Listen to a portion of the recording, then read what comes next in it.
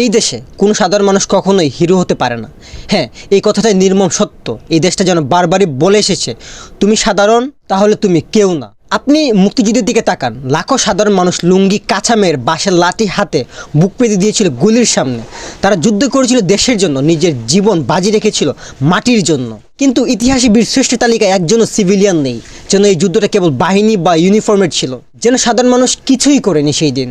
এই তো সেদিন চলে গেলেন মেহেরিন ম্যাম, একজন সাধারণ শিক্ষক। শিক্ষাদান ছিল তার যুদ্ধ, মানুষ গড়াই ছিল তার অস্ত্র। কিন্তু তার দাফনে কোনো ভিআইপি ছিল না, রাষ্ট্র কোনো সম্মান দেয়নি, কারণ তিনি ছিলেন না কোনো আমলা, ছিলেন না কোনো বাহিনীর লোক। তিনি ছিলেন শুধুই একজন সাধারণ মানুষ। এই রাষ্ট্রে যদি আপনি কেউ না হন, তাহলে আপনার জন্য কিছুই নেই। আপনি কাজ করবেন, ট্যাক্স দিবেন, বিদেশে গিয়ে রেমিটেন্স পাঠাবেন, কামলা খাটবেন, বিপদের সময় রক্ত দিবেন, প্রয়োজনে শহীদও আপনিই হবেন। তবু আপনার প্রাপ্তির খাতায় থাকবে একটা বড় শূন্য।